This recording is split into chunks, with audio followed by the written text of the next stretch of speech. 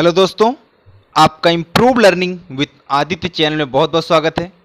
दोस्तों आज है 19 अगस्त 2020 और 19 अगस्त से रिलेटेड करंट अफेयर्स के जितने भी क्वेश्चन हैं वो मैं आप लोगों के सामने लेके आया हूं।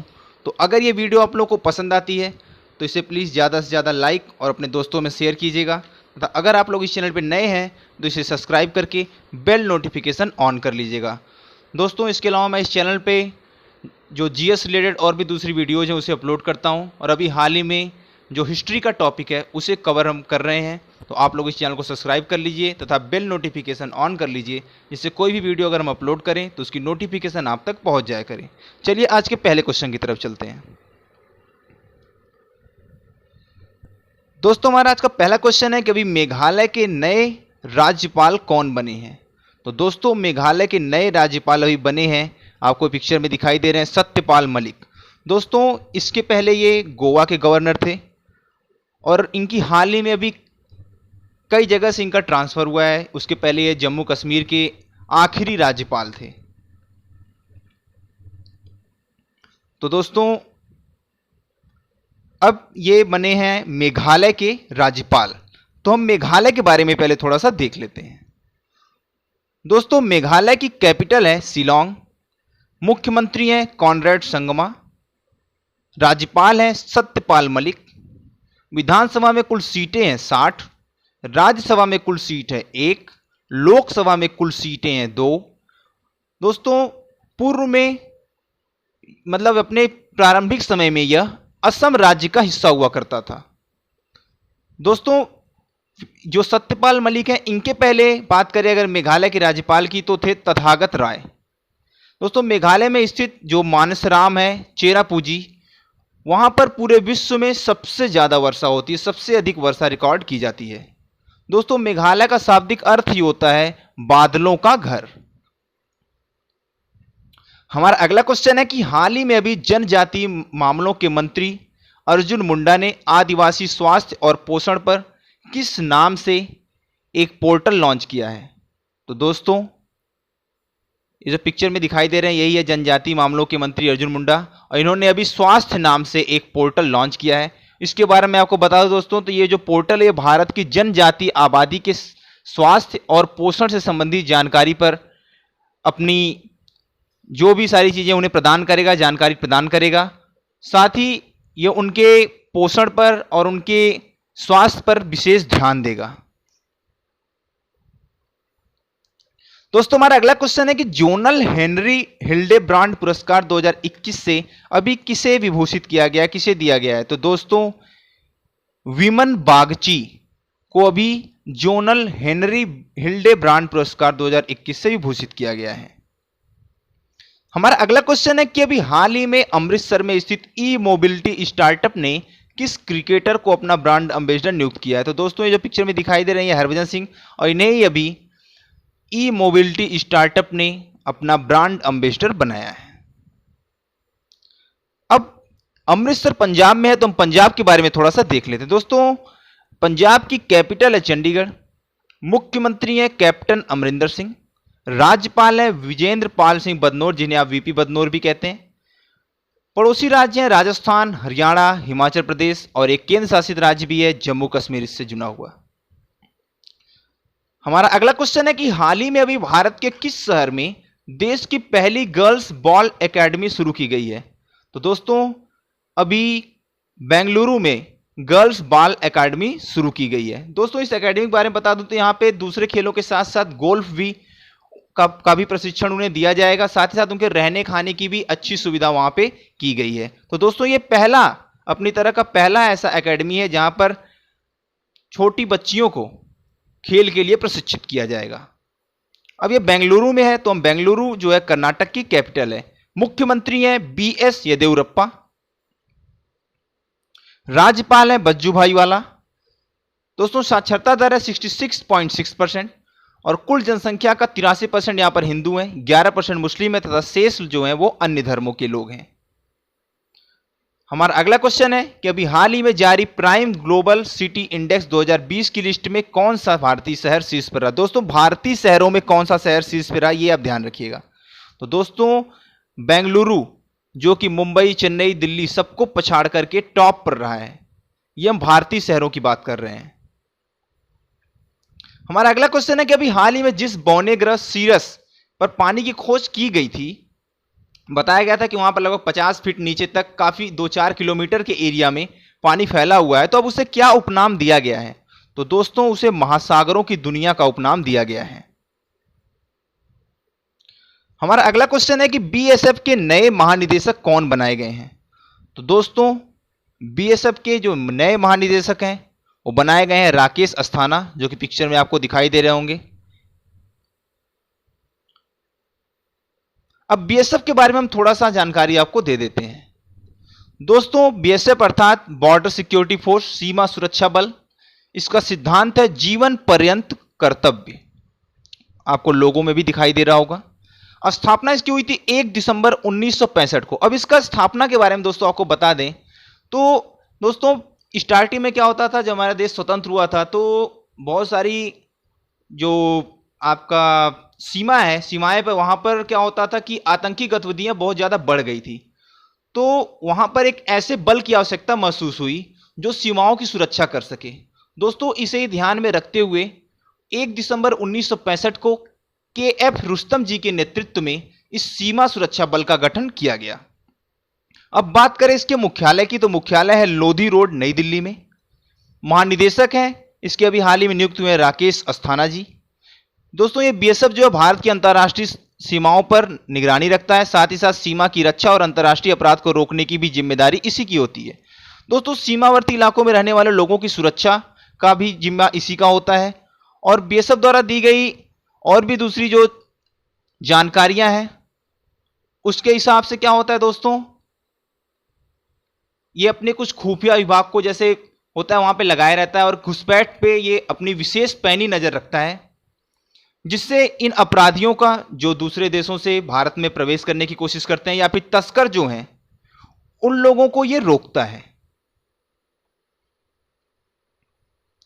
हमारा अगला क्वेश्चन है कि अभी हाल ही में ग्वालियर चंबल एक्सप्रेसवे का नाम बदलकर किसके नाम पर रखा गया है? तो दोस्तों अभी ग्वालियर चंबल एक्सप्रेसवे जिसका निर्माण किया जाना था उसका अब नाम बदलकर अटल बिहारी वाजपेयी जी के नाम पर रखा गया है। अब दोस्तों ये जो नामकरण किया है वहां के मुख्यमंत्री मध्य प्रदेश के शिवराज सिंह चौहान जी ने किया है। तो चलिए हम पहले मध्य प्रदेश के बारे में थोड़ा सा देख लेते हैं। दोस्तों मध्य प्रदेश की कैपिटल है भोपाल, मुख्यमंत्री हैं शिवराज सिंह चौहान जी, राज्यपाल हैं आनंदीबेन पटेल जिनकी अभी हाल ही में नियुक्ति हुई है क्योंकि यहाँ के जो राज्यपाल थे लालजी टंडन उनका हाल ही में देहांत हुआ था। दोस्तों विधानसभा में कुल सीटें हैं 231, राज्यसभा में कुल सीटें 11, लोकसभा में कुल सीटें हैं 29। दोस्तों मध्य प्रदेश का जो कान्हा टाइगर रिजर्व है वहां भारत के सबसे अधिक बाघ पाए जाते हैं और पूरे विश्व के सबसे अधिक बाघों की बात करें तो वो भी इंडिया में ही पाए जाते हैं, लगभग 70 से 75%।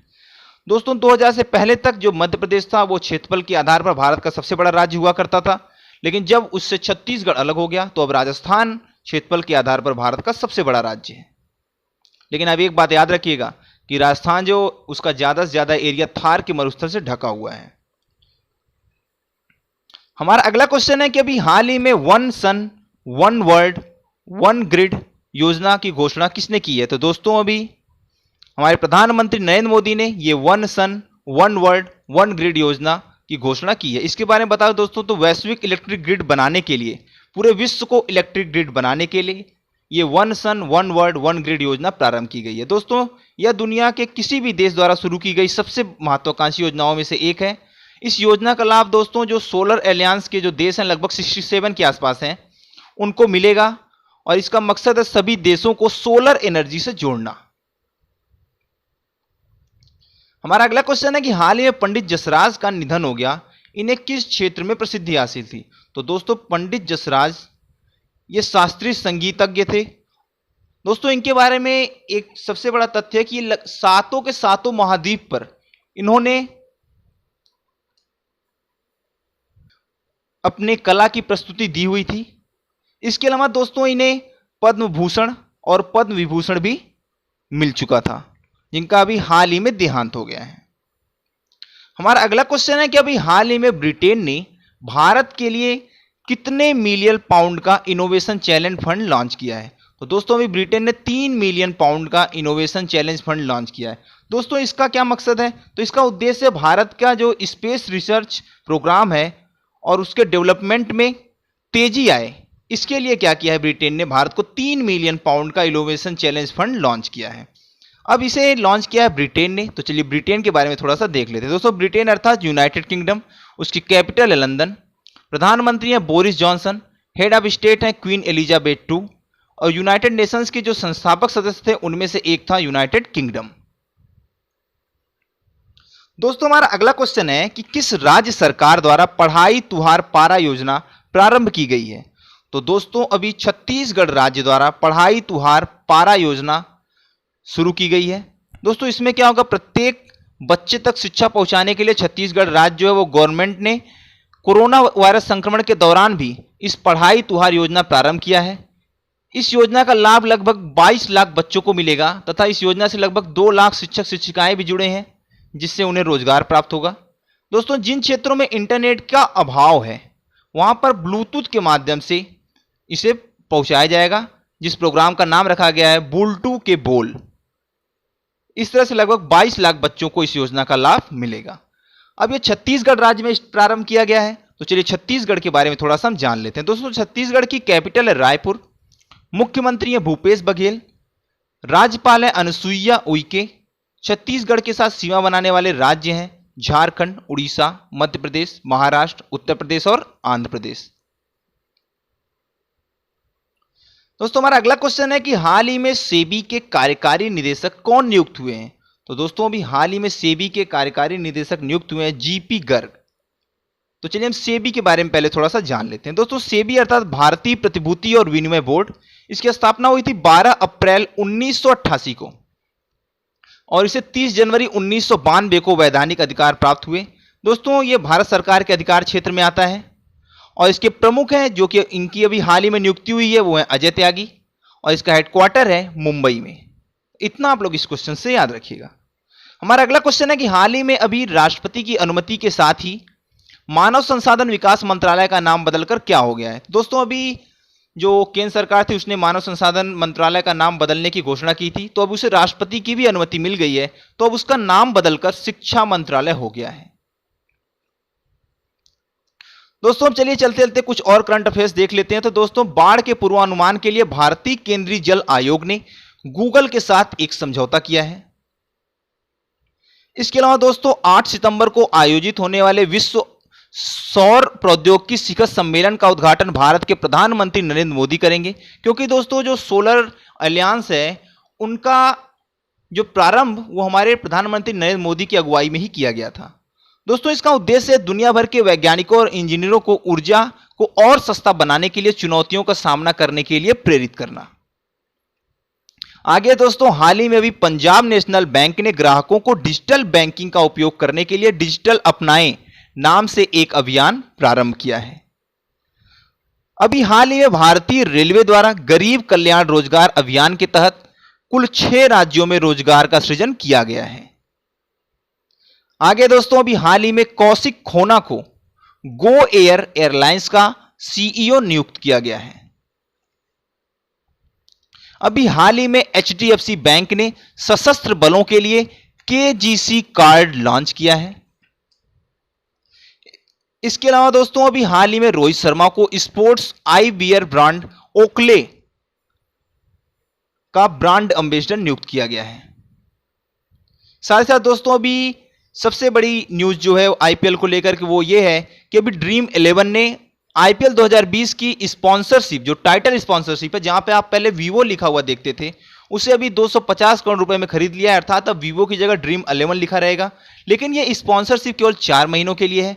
बात करें दोस्तों वीवो और इसके ड्रीम 11 की तुलना करें तो वीवो हर साल का लगभग 450 करोड़ रुपए बीसीसीआई को अदा करता था, जबकि ये 4 महीने के लिए आईपीएल की स्पॉन्सरशिप ली है ड्रीम 11 ने, तो ये लगभग 250 करोड़ रुपए उन्हें अदा करेगा।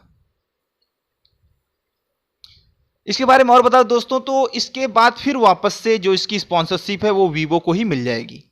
दोस्तों आगे है कि अभी हाल ही में प्रोजेक्ट फोर्स के तहत कई देशों में भूमध्य सागर में पेट्रोलियम एवं गैस के भंडारों का खनन करने की होड़ मच गई है। अभी हाल ही में बॉलीवुड स्टार आमिर खान इस्तांबुल में तुर्की की प्रथम महिला से मुलाकात किए हैं, जिसका भारत में बाहरी विरोध किया जा रहा है। दोस्तों, इसका रीजन यह है कि जो तुर्की है वो हर मंच पर भारत के विरुद्ध खड़ा होता है और पाकिस्तान का साथ देता है, चाहे वो कश्मीर का मुद्दा हो, चाहे वो पॉलिटिकल मैप का मुद्दा हो।